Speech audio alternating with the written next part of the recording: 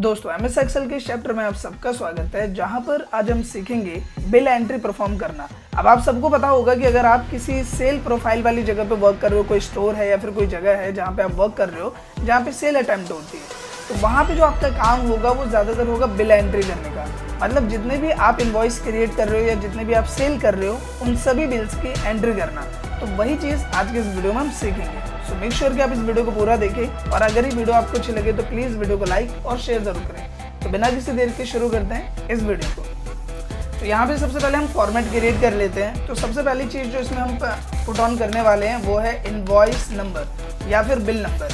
तो ये चीज़ हमने यहाँ पे जगह दी। इसके बाद हम यहाँ पे देंगे जो भी हमारा प्रोडक्ट है, तो हमने यहाँ डाल दिया प्रोडक्ट डिस्क्रिप्शन, ये हमने लिखा। फिर इसका भी जो साइज़ है वो हम बड़ा कर देंगे यहाँ पे।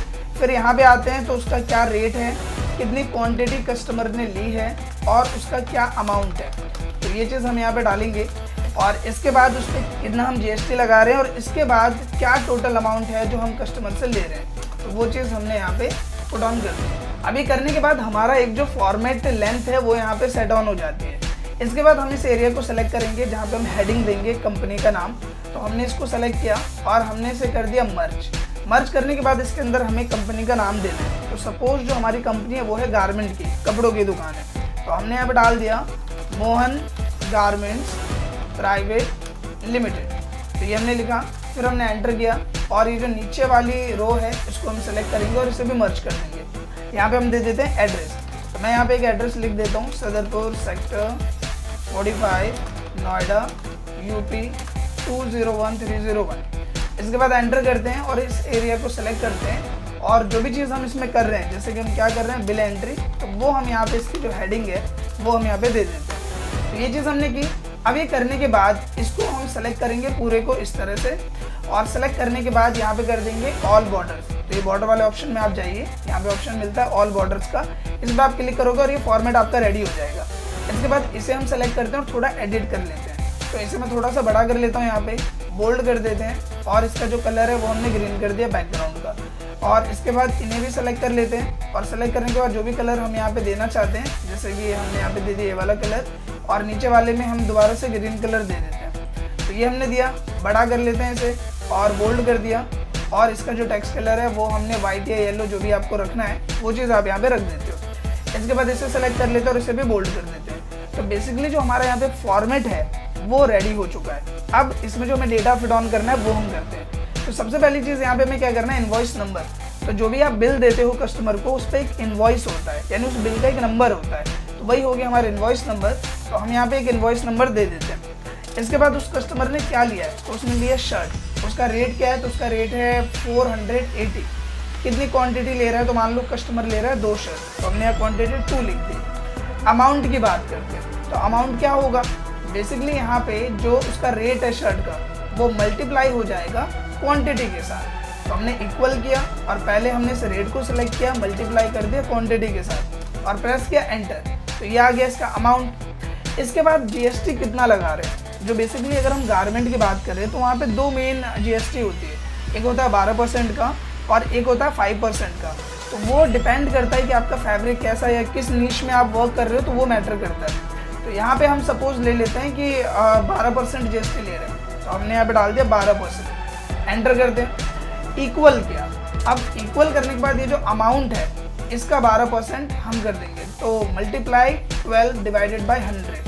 आप जितना भी परसेंट लगाते हो वो 12 की जगह आ जाएगा। तो ये जो सेल मल्टीप्लाई 12 बाई 100, तो ये आ गया हमारा जीएसटी। और अब हम निकालेंगे टोटल अमाउंट। तो टोटल अमाउंट क्या होगा, उसका अमाउंट प्लस में जो उसको टैक्स देना है वो हमने सेलेक्ट किया और प्रेस कर दिया एंटर। तो इस तरीके से हमारा जो टोटल अमाउंट है वो यहाँ पे आ जाएगा। तो आप इस तरह से देख पा रहे हो।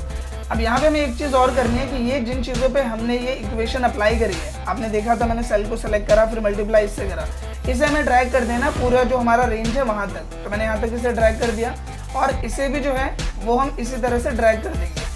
और सेम यही चीज़ हम इस वाले सेल के साथ भी करने वाले हैं। तो हमने इसे सेलेक्ट किया।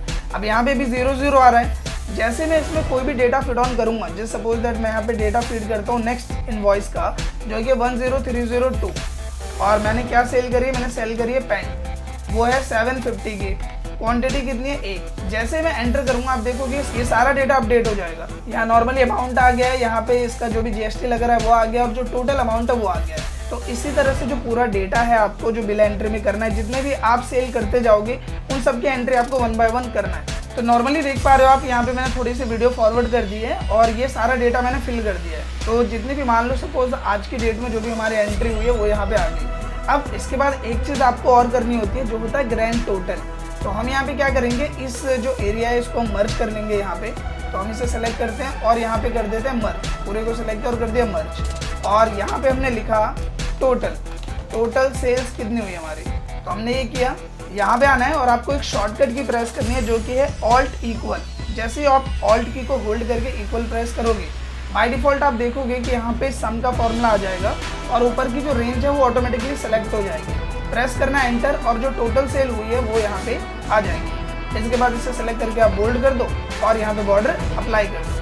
सो इस तरह से जो आपका प्रॉपर बिल फॉर्मेट है वो आप क्रिएट कर सकते हो। बहुत ही ईजी है बट इसकी नीड पड़ती है अगर आप कहीं पे भी सेल्स प्रोफाइल से रिलेटेड वर्क कर रहे हो एज ए कंप्यूटर ऑपरेटर, तो वहाँ पे आपको इसकी ज़रूरत पड़ सकती है। सो आई होप कि जो ट्यूटोरियल है वो आपको पसंद आया हो। अगर ये वीडियो आपको अच्छी लगी तो प्लीज़ वीडियो को लाइक करें, शेयर करें, साथ ही कमेंट करके अपना फीडबैक ज़रूर दें। Thank you.